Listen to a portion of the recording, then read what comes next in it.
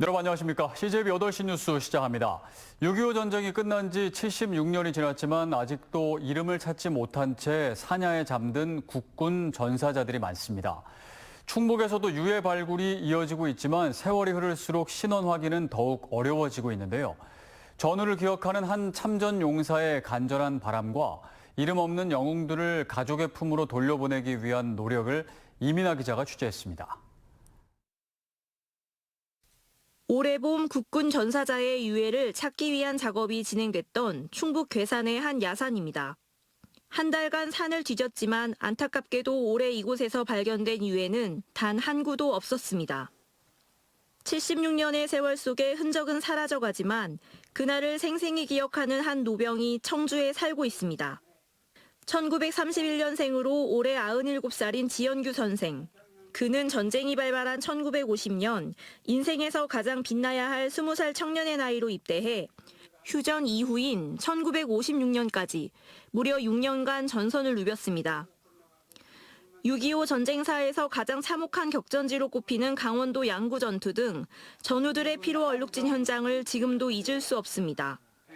그래서 그 시체를 지금 가서 가져오려고 해도 그가 비무장지대라 들어가기가 힘들고 지금 뼈나 남았을까 하자 그런 정도지. 노병의 가슴 속 한켠에 남아있는 전우들. 이제는 첨단 과학 기술이 그들의 이름을 찾아주고 있습니다. 최근 AI 기술로 생생하게 재현된 고 김익장 일병의 미소입니다. 지난 2005년 충북 진천에서 유해가 발견됐지만 당시 기술적 한계로 20년 동안 이름을 찾지 못했던 영웅이 최근 발전한 DNA 분석 기술 덕분에 마침내 가족의 품으로 돌아왔습니다. 하지만 기적의 문턱은 여전히 높습니다. 지금까지 충북 지역에서 발굴된 국군 전사자 유해는 모두 131구. 하지만 김일병처럼 신원이 확인돼 집으로 돌아간 영웅은 단 4명뿐입니다. 아무리 유전자 분석 기술이 발전해 8촌 이내에 먼 친척까지 찾아낼 수 있게 됐어도 비교할 유가족의 시료가 없으면 무용지물입니다. 아무리 유해를 많이 발굴해도 비교해볼 유가족의 유전자가 없으면 누구인지 알아낼 방법이 없습니다. 단 한 분이라도 더 아버지나 형제의 유해를 품에 안으실 수 있도록 유가족분들의 적극적인 관심과 참여가 간절한 상황입니다. 전쟁은 끝났지만 아직 기양하지 못한 영웅들의 여정은 끝나지 않았습니다.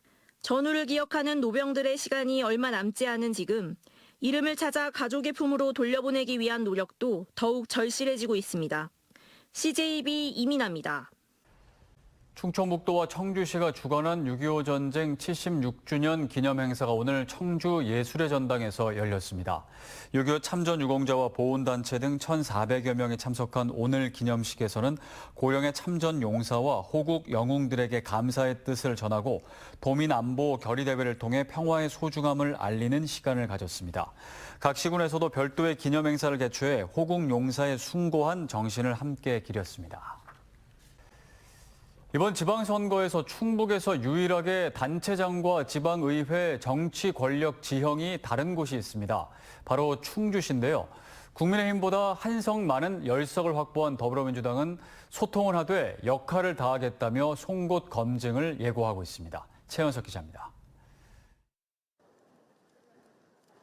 124표 차로 당락이 엇갈리며 재검표까지 하게 된 충주시. 단체장 선거에선 국민의힘이 승리했지만 지방의회는 민주당이 10석을 차지하며 다수당이 됐습니다. 의석수는 민주당 10석 대 국민의힘 9석. 충북 유일의 여소야대 지형이 형성됐습니다. 민주당은 일찌감치 3선에 오른 유영기 시의원을 차기 충주시의회 전반기 의장 후보로 선출했습니다. 유영기 의장 후보는 선거 과정의 민의와 충주 발전을 위해 소통은 하되 검증할 것은 제대로 하겠다고 밝혔습니다. 먼저 이동석 당선인의 충주관광공사 설립 공약을 거론했습니다. 관광공사가 그냥 관광에 대한 그런 계획을 세우는 그런 조직인지 아니면 관광에 관련된 시설들을 다 집약을 해놓는 조직인지에 대해서도 좀 저희가 들여다봐야 될 것 같아요. 이동석 당선인은 소통과 협치를 최우선으로 젊은 리더십을 발휘해 현안을 풀어나가겠다고 밝혔습니다. 젊다는 것은 결국 문턱이 낮은 겁니다. 시장이 먼저 나서서 협의를 구하고 협치를 해나가는 모습을 보여드린다면 시의원분들도 당연히 그에 대한 어느 정도의 협치를 보여주실 것으로 기대하고 있습니다. 충주시정 사상 처음으로 만 40세의 단체장과 만 50세의 의장 배출을 앞두고 팽팽한 긴장감과 함께 새로운 리더십에 대한 기대가 높아지고 있습니다.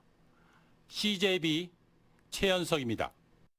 충주시장 선거 재검표 방침을 정한 충청북도 선거관리위원회가 더불어민주당 맹정섭 전 후보에게 투표지 검증 비용 5,487만 원 예납 명령서를 보냈습니다. 맹 전 후보에게 청구한 비용은 인건비와 운영비 등을 추산한 금액으로 재검표는 선거 소청 인용 또는 기각 여부를 판단하기 위한 증거 조사입니다. 맹 전 후보는 검증 비용 예납과 관련해 SNS를 통해 권리 행사를 위해 수천만 원의 비용을 후보 개인에게 부담시키는 현재의 제도는 국민 상식과 배치된다며 개선을 주장했습니다. 도 선관위는 다음 달 15일 교통대에서 충주시장 선거 투표지 10만 8천여 매에 대한 재검표를 진행합니다. 충청북도와 청주시 인수위원회가 오늘 충북연구원 대회의실에서 공동 발전을 위한 첫 협치회의를 개최했습니다. 양측은 충북의 전략산업 경쟁력 제고와 대규모 국책사업 공모를 위해 힘을 모으고 도비와 시비의 전략적 연계, 정책협의 채널 운영으로 상시협력 체계를 구축하기로 했습니다. 한편 충북도지사직 인수위는 도의회 다목적 강당에서 도민 200여 명과 함께 민선 구기 정책과제 발굴을 위한 타운홀 미팅을 진행했습니다. 이장섭 청주시장 당선인이 현도면 생활자원회수센터 건립 사업을 재검토하기 위한 TF팀을 꾸렸습니다. 과연 TF팀이 백지와 명분을 쌓기 위한 역할에 그칠지 아니면 냉정하게 사안을 들여다보는지는 지켜봐야겠습니다. 김민영 기자가 TF팀 활동을 앞두고 쟁점을 정리했습니다. 그것도 재검토해야 됩니다. 재검토해서 일단 그 주민들 동의 절차도 그렇고 이장섭 당선인이 지난주 현도면 생활자원회수센터 현장을 방문하고 재검토를 위한 TF팀을 구성했습니다. 이미 공정률이 15%에 이르는 단계에서 재검토를 하는 가장 큰 이유는 주민과 입주기업의 반대입니다. 주민들은 주거지와 근접해 있다는 이유로 학생들이 다니는 이 통학로에 이 재활용 선별 차량이 이게 돌아다닌다는 건 굉장히 좋은 모습은 아니라고 비춰집니다. 주류 공장은 자원회수센터에서 나온 오염물질이 브랜드 가치까지 훼손시킬 거란 이유를 들고 있습니다. 더 나아가서 여기서 발생하는 또 오염물로 인해서 식품기업은 실질적으로 운영을 할 수가 없습니다. 요약하면 환경오염 우려가 있다는 겁니다. 이 때문에 재검토 TF팀은 침출수, 지하수 유입 등 정말 환경오염의 우려가 있는지 냉정히 들여다볼 필요가 있습니다. 자원회수센터 옆에 제약공장이 있는 충남 아산 같은 사례도 있기 때문입니다. TF팀은 현재 15명의 전문가로 구성을 마친 단계입니다.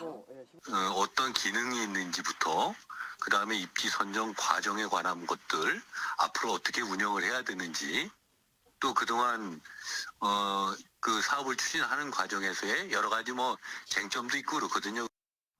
한편 주민들과 입주기업들은 자원회수센터 설립에 불허를 요구하는 행정심판을 청구했지만 지난해 9월 절차상 문제가 없다며 기각된 바 있습니다. CJB 김민영입니다. 어제 미성년자들이 위조한 모바일 신분증을 업소에 제시해 술을 마시고 결과적으로 점주가 영업정지를 당하지는 않을까 전전긍긍한다는 소식 전해드렸습니다.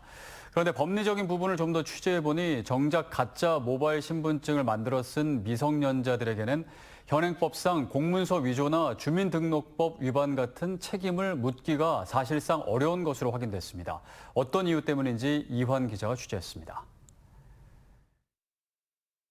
스마트폰 화면에 뜬 정부 24앱의 모바일 신분증 화면입니다. 생년월일이 성인으로 표시되어 있지만 실제로는 취재진이 의뢰해 만든 가짜 모바일 신분증입니다.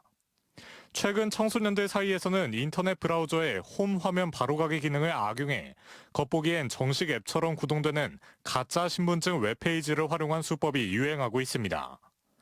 하지만 미성년자가 이렇게 가짜 신분증을 사들여 행사하더라도 법적으로 처벌할 근거는 없는 것으로 파악됐습니다.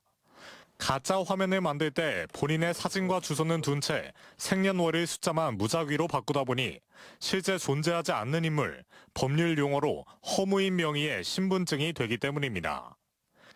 타인의 실제 신분증이나 캡처 이미지를 도용하면 주민등록법 위반으로 처벌받지만 자신의 신분증의 숫자만 바꿔 존재하지 않는 유령 인물의 신분증으로 가공한 경우에는 주민등록증 부정사용죄를 적용할 수 없습니다. 형법상 공문서 위조 변조죄도 교묘하게 비껴갑니다. 스마트폰 화면에 실시간으로 뜨는 유동적인 웹 화면은 형법상 고정된 문서로 인정되지 않기 때문입니다. 이미지 파일은 형법상 문서가 아니기 때문에 공문서 위조죄, 위조 공문서 행사죄, 그리고 공문서 부정 행사죄 등은 전혀 성립하지 않습니다. 현행법상 미성년자가 모바일 신분증 이미지 파일을 위조해서 사용할 경우에는 처벌 규정이 없습니다. 모바일 신분증의 제도적 허점을 보완한 전자정보법 개정안은 2달 후에 시행될 예정이어서 그때까지는 법적 무방비 상태에서 애꿎은 피해자가 되지 않도록 각별히 주의할 필요가 있습니다. CJB 이환입니다. 네, 이 사안을 취재한 이환 기자와 좀 더 자세히 이야기 나눠보겠습니다. 모바일 신분증을 위조한 학생들이 아무런 처벌을 받지 않는다는 게 상식적으로는 잘 이해가 가지 않는데요. 왜 그런 건가요? 네, 현재까지는 앞서 보신 것처럼 모바일 신분증 이미지 파일 변조 행위 자체를 직접 처벌할 수 있는 규정이 없었습니다. 주민등록증은 형법상 공문서에 해당이 되는데 대법원은 지난 2007년 판결에서 컴퓨터 모니터 화면에 나타나는 이미지는 형법상 문서에 관한 죄, 문서에 해당하지 않는다고 판시했습니다. 관련 법령은 실제 종이나 카드로 된 실물 신분증만 적용 대상이고 모바일 신분증이라는 새로운 형태의 신분증은 아직 법령의 사각지대에 놓여 있는 겁니다. 네, 그럼 이런 공백을 해소하기 위해서는 법 개정이 좀 필요할 것 같은데 법 개정은 좀 진행되고 있나요? 네, 관련 법 개정이 이루어져 오는 8월부터 시행될 예정입니다. 개정된 전자정보법에는 다른 사람의 모바일 신분증이나 이미지 파일을 부정하게 사용한 경우 또는 모바일 신분증을 변조하거나 위조해 행사한 경우 처벌할 수 있는 내용이 담겼습니다. 최대 3년 이하 징역 또는 3천만 원 이하 벌금에 처할 수 있도록 한 건데요. 기존엔 모바일 신분증이라는 이유로 처벌하지 못했던 부분을 보완한 겁니다. 네. 또 위조 변조한 모바일 신분증을 만들어 제공하거나 이를 알선한 사람 역시 처벌 대상에 포함됩니다. 해당 법은 지난 2월 공포됐고 그로부터 6개월 뒤인 오는 8월부터 시행될 예정입니다. 네, 그럼 이제 시행까지 한 2달 정도 남은 건데 이 기간 동안 업주들의 피해를 최소화하기 위해서는 업주들이 무엇을 할 수 있을까요? 네, 모바일 신분증이 진짜인지 확인하는 그 절차를 좀 더 까다롭게 할 필요가 있겠습니다. 네. 가장 쉬운 방법은 캡처가 되느냐 안 되느냐 그 캡처를 한번 시도해 보는 건데요. 네. 정상적인 모바일 신분증은 화면 캡처가 제한됩니다. 그런데 위조된 이미지 파일은 캡처가 가능한 경우가 있습니다. 또 모바일 신분증 확인 과정에서 공인된 모바일 신분증 검증 앱이 있습니다. 이 어플을 이용해 모바일 신분증 상에 나온 QR코드를 찍어보는 것도 하나의 방법이 되겠습니다. 네, 철저한 확인이 아무래도 좀 중요할 것 같습니다. 여기까지 듣겠습니다. 이환 기자였습니다. 다음 달 10일 치러지는 제23대 충북대학교 총장 선거가 5파전으로 치러집니다. 청주시 서원구 선거관리위원회에 따르면 오늘 오후까지 구영완, 김보림, 임달호, 이재은, 홍기남 교수 등 모두 5명이 후보 등록을 마쳤으며 선거운동은 내일부터 다음 달 9일까지 진행됩니다. 하지만 교수와 직원, 학생 간의 투표 반영 비율이 아직 합의되지 않아 총추위는 선거 전까지 최대한 의견을 모으겠다고 밝혔습니다.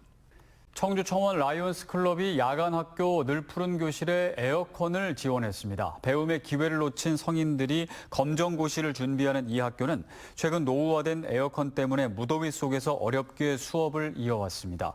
청주 청원 라이온스 클럽은 오는 8월 시험을 앞둔 학생들과 자원봉사 교사들이 보다 쾌적한 환경에서 학업을 이어갈 수 있기를 기대한다고 밝혔습니다. 법무연수원과 한국형사법무정책연구원이 주최한 11회 형사사법포럼이 오늘 서울 엘타워에서 개최됐습니다. 법조계 관계자와 전문가들은 대변화의 시대 형사사법의 방향을 주제로 새 제도 시행으로 발생할 수 있는 수사권의 중복과 공백, 중수청의 독립성 확보 방법, 피해자 보호 등에 관한 토론과 발표를 진행했습니다. 이른바 검찰개혁법으로 불리는 공소청법과 중수청법은 오는 10월 2일 시행을 앞두고 있습니다. 청주시가 체류형 관광 활성화를 위해 숙박시설 이용객에게 할인 쿠폰을 지원합니다. 이번 사업은 야놀자와 여기어때 등 온라인 여행 플랫폼에서 충주 지역 숙박시설을 예약하는 이용객에게 최대 5만 원의 할인 쿠폰을 제공하는 것으로 전체 732매가 선착순 발행됩니다. 쿠폰은 두 차례 나뉘어 발급되며 여름 기획전은 다음 달 1일부터 10일 발급받을 수 있고 가을 기획전은 9월 1일부터 10일 사이 발급이 가능합니다. 청주청원경찰서는 세금 체납 업무 담당 공무원을 폭행한 60대 A씨를 현행범으로 체포했습니다. A씨는 오늘 오전 11시쯤 청주시청 제2임시청사에서 세금 체납 업무를 담당하는 공무원에게 세금 낼 돈이 없다며 행패를 부리다 밀치는 등 폭행한 혐의를 받습니다. 현재 A씨는 이미 피해 공무원에 대한 공무집행 방해 혐의로 기소된 상태로 다음 달 재판을 앞뒀음에도 또다시 난동을 부린 것으로 파악됐습니다. 충북경찰청은 최근 음주운전 의심 신고에도 잠을 자느라 현장 출동을 하지 않은 음성경찰서 소속 경찰 6명에 대한 재감찰을 실시해 이 중 1명에 대한 감봉 처분을 의결했습니다. 음성의 모 지구대 소속 A 경감은 지난 3월 새벽 음주운전 의심 차량이 있다는 내용의 112 신고가 접수됐는데도 잠을 자느라 지령을 확인하지 않은 것으로 조사됐습니다. 앞서 음성경찰서는 A 경감 등 관련자 6명에게 행정처분인 주의 경고 처분을 했습니다. 이상으로 CJB 8시 뉴스를 모두 마칩니다. 함께해 주신 여러분 고맙습니다.